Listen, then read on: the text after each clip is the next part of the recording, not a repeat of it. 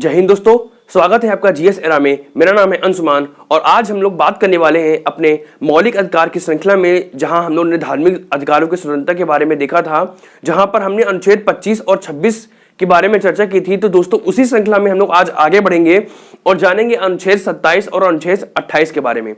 दोस्तों हमने अनुच्छेद 26 तक बहुत ही विस्तार से चर्चा की थी, एक एक एग्जाम्पल को जो भी था उसको समझने का प्रयास किया था, उससे रिलेटेड जितने भी अधिनियम थे, जितने कानून थे, उनको समझने का प्रयास किया था, क्योंकि सारी चीजें बहुत ही ज्यादा महत्वपूर्ण हैं। और उसी क्रम में आज हम लोग समझेंगे अनुच्छेद 26 और अनुच्छेद 27 के बारे में। दोस्तों मैंने आपको हर क्लास में आपको बताया है कि जो मौलिक अधिकार है बहुत ज्यादा महत्वपूर्ण है आपके एग्जाम के पर्सपेक्टिव से भी, और साथ में एक नागरिक होने के नाते, भारतीय नागरिक होने के नाते भी ये बहुत ज्यादा महत्वपूर्ण है। यहाँ हम लोग चर्चा कर रहे थे धर्म की स्वतंत्रता के, धार्मिक अधिकारों की स्वतंत्रता के बारे में, जहां हम लोग देखेंगे अनुच्छेद 26 के बारे में। तो आइए दोस्तों देखते हैं कि अनुच्छेद 25 और 26 हो गया था, 27 के बारे में देखेंगे। दोस्तों अनुच्छेद 27 क्या कहता है, पहले इसको ध्यान से पढ़िए स्टेटमेंट, जो कि हमारे वनडे एग्जामों के लिए इंपॉर्टेंट हो जाता है। यहाँ पे कहा गया है धार्मिक अभिवृद्धि हेतु कर से मुक्ति, यानी कि धर्म की अभिवृद्धि हेतु कर से मुक्ति। इसका अगर आप लोग संधि विच्छेद करेंगे तो यहाँ पे समझ में आएगा धर्म की अभिवृद्धि, यानी कि धर्म को बढ़ावा देने के लिए कर से मुक्ति। अब इसको समझिए क्या है ये, इसका मतलब क्या है। इसका मतलब ये है दोस्तों कि मान लीजिए कोई धार्मिक समुदाय है, कोई भी या कोई धर्म है, उसकी अभिवृद्धि के, उसको पोषण देने के लिए, उसको विकास के लिए, उसको बढ़ावा देने के लिए जब उसको कर से मुक्ति की जाए। कर से मुक्ति का तात्पर्य क्या हुआ, इसको इजी लैंग्वेज में समझे।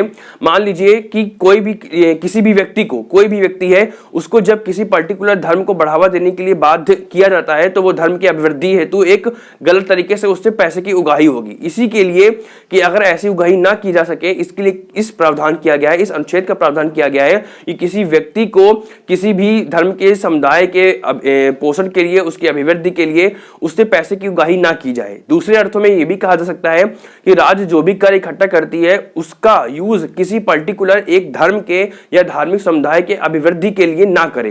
क्यों? क्योंकि भारत में यहाँ पे प्रस्तावना में पहले ही लिखा गया है, धर्म पंथ निरपेक्षता के बारे में चर्चा की गई है। तो यहाँ पे प्रत्येक धर्म जो है वो राज्य के सम्मुख बराबर होंगे। राज्य किसी एक पर्टिकुलर धर्म को बढ़ावा नहीं दे सकता है। वो अगर कुछ पैसे का यूज किसी एक धर्म को बढ़ावा देने के लिए कर रहा है तो उतना ही पैसे का यूज किसी दूसरे धर्म को बढ़ावा देने के लिए करे।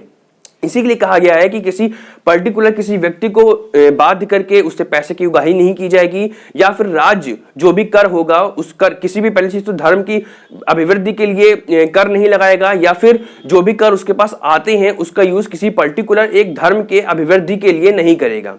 फिर क्या करेगा, फिर धर्म की अभिवृद्धि कैसे होगी? तो यहाँ पे क्या कर सकता है राज शुल्क लगा सकता है। जैसे हम लोग देखते हैं तीर्थ शुल्क लगाया जाता है, हज के लिए शुल्क लगाया जाता है। शुल्क क्यों? क्योंकि जो कर होते हैं वो पर्टिकुलर सेवा के लिए नहीं लगाया जाता है, वो एक तरीके से धन की उगाही है। लेकिन जो आपका शुल्क है, शुल्क लगाया जाता है इस उद्देश्य के साथ ताकि उस पर्टिकुलर धर्म की या उस धर्म के धार्मिक समुदाय की अभिवृद्धि के लिए वहां पे उस शुल्क के माध्यम से काम किया जा सके। अब वो काम कैसे, वो सुरक्षा के दृष्टिकोण से भी काम किया जा सकता है, उसके विकास के दृष्टिकोण से भी काम किया जा सकता है, या फिर जैसे मान लीजिए मंदिर बनवाना है, मस्जिद बनवाना है, या उसके अलावा भी किसी समुदाय से रिलेटेड कोई काम है, उसमें कुछ काम करना है, तो वहां पे शुल्क के माध्यम से उसके बढ़ावा, उसके विकास के लिए काम किया जा सकता है।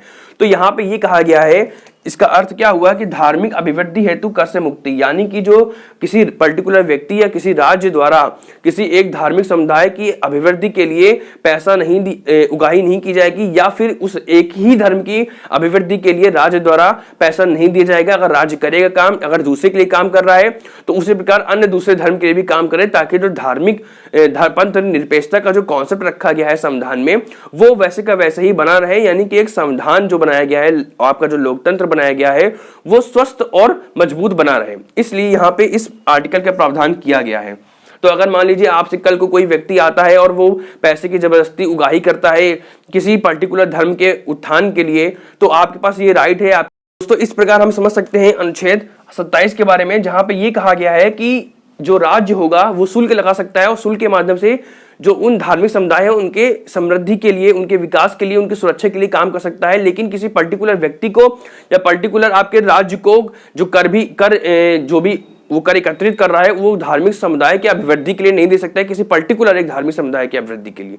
तो इस चीज को याद रखिएगा। ये अगर कोई मान लीजिए कल को कोई आपके पास आता है जो किसी एक पर्टिकुलर धर्म से बिलोंग करता है और वो आपको बाधित करता है पैसे के लिए कि भैया आप दीजिए यहाँ के अभिवृद्धि के लिए, धर्म के समुदाय की अभिवृद्धि के लिए, तो आपके पास राइट है, आप उसको मना कर सकते हैं कि नहीं हम नहीं देंगे, हमारे पास आर्टिकल 27 है, हम आपको नहीं देंगे। ये आपके पास एक पावर है। ठीक, अब हम लोग बढ़ते हैं दोस्तों आर्टिकल 28 की तरफ। आर्टिकल 28 क्या कहता है? लैंग्वेज पढ़िएगा तो काफी हद तक आपको समझ में आ जाएगा, क्योंकि वनडे एग्जाम में तो आपसे लैंग्वेज पूछी जाएगी। बहुत ही रेयर केस होगा जब आपसे अंदर के उसके कॉन्सेप्ट के बारे में पूछा जाए। यहाँ पे लिखा हुआ है कि धार्मिक शिक्षा में उपस्थित होने से स्वतंत्रता, मतलब धर्म से संबंधित किसी शिक्षा में उपस्थित होने से स्वतंत्रता। अब इसका मतलब क्या हुआ, पहले दोस्तों इसको समझिए।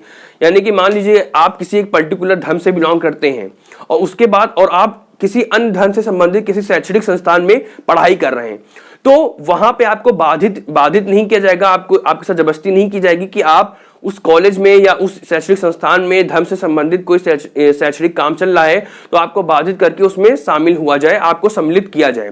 यह आपकी स्वेच्छा के ऊपर निर्भर करेगा, आपके पास राइट होगा कि आप उसमें शामिल होना चाहते हैं या नहीं चाहते हैं।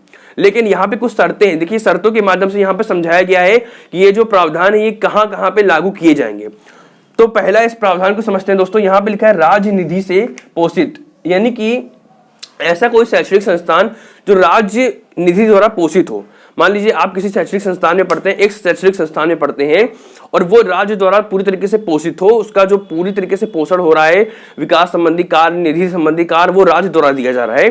तो ऐसे शैक्षणिक संस्थान में आप शामिल हो, यानी कि धार्मिक शिक्षा में आप शामिल हो या ना हो, ये आपके स्वेच्छा के ऊपर निर्भर करता है। आपको जबरदस्ती बाध्य नहीं किया जाएगा कि आप वहां पर धार्मिक शिक्षा से संबंधित किसी कार्य में सम्मिलित हो। वही लिखा है कि ऐसे संस्थान जिनका पूरी तरीके से रख रखाव राज्य कर रहा हो और वित्त पोषण भी पूरी तरीके से राज्य कर रहा हो, तो वहां पे आपको बाध्य नहीं किया जाएगा धार्मिक शिक्षा से संबंधित किसी कार्य में सम्मिलित होने के लिए। दूसरा पॉइंट क्या है? प्रशासन राज्य द्वारा हो और स्थापना न्यास के अंतर्गत हो।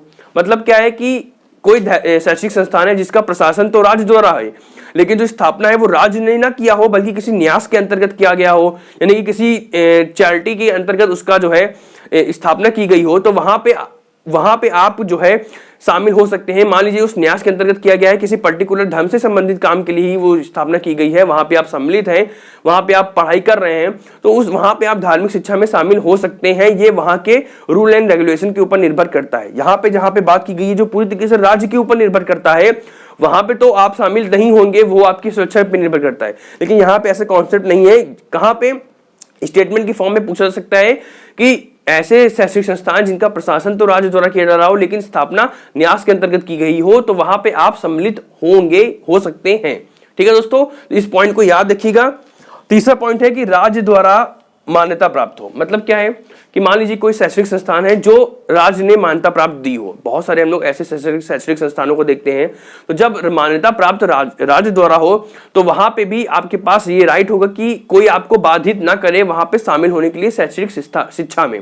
आपकी स्वेच्छा पर निर्भर करता है कि आप शामिल होना चाहते हैं तो आप हो सकते हैं, नहीं चाहते हैं तो नहीं हो सकते, लेकिन आपको बाध्य नहीं किया जाएगा। कहाँ पे? जो राज्य द्वारा मान्यता प्राप्त शैक्षणिक संस्थान हो।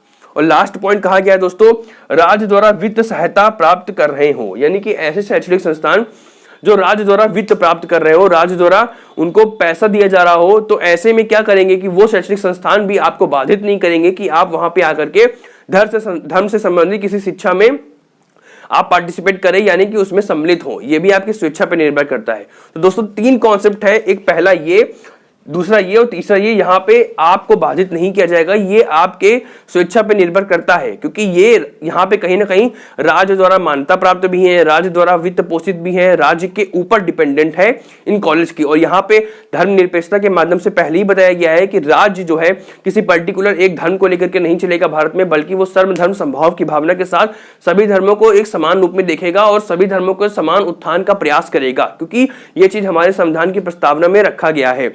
ऐसे में राज्य किसी एक पर्टिकुलर धर्म को लेकर के आगे नहीं बढ़ सकता है। तो दोस्तों इस चीज को याद रखिएगा कि यहाँ पे धर्म की स्वतंत्रता के अंतर्गत क्या क्या आपको प्रावधान दिए गए हैं, क्या क्या आपके पास राइट दिए गए हैं। जहां पे अनुच्छेद 25 के माध्यम से हमने देखा कि आप किसी भी धर्म को स्वीकार कर सकते हैं, तो अनुच्छेद 26 के माध्यम से धर्म के प्रबंध की स्वतंत्रता। तो वही अनुच्छेद 27 के माध्यम से आपके पास ये राइट है कि आपको कोई बाधित नहीं करेगा कि आप किसी पर्टिकुलर धर्म के अभिवृद्धि हेतु पैसा दे। तो वहीं 28 में आपको ये कहा गया है कि आप किसी धार्मिक शिक्षा में सम्मिलित होने के लिए बाधित नहीं किए जाएंगे। वो आपके सेल्फ डिपेंडेंट, यानी कि आपके स्वेच्छा पर निर्भर करता है है कि आप क्या चाहते हैं, सम्मिलित होना चाहते हैं या नहीं चाहते हैं। तो दोस्तों इस क्लास में हमने धर्म की स्वतंत्रता के बारे में पूरी तरीके से देखा। नेक्स्ट क्लास में हम लोग चर्चा करेंगे अनुच्छेद 29 के बारे में, जहां पे हम लोग अल्पसंख्यकों के लिए जो राइट रखे गए हैं उनके बारे में देखेंगे। और उसके बाद हम लोग का जैसे ही मौलिक अधिकार खत्म होगा, हम लोग एक पूरी क्विज की एक सीरीज लाएंगे और हम लोग एक एक करके अपने चैप्टरों को खत्म करते चलेंगे। तो दोस्तों अनुच्छेद 25 से लेकर के 28 तक और उसके पहले भी जो भी आपने पढ़ा है उससे रिलेटेड कोई भी डाउट हो तो आप कमेंट सेक्शन में बताइएगा। नेक्स्ट क्लास में मिलेंगे जहां पर हम लोग अनुच्छेद 29 के बारे में चर्चा करेंगे। जय हिंद।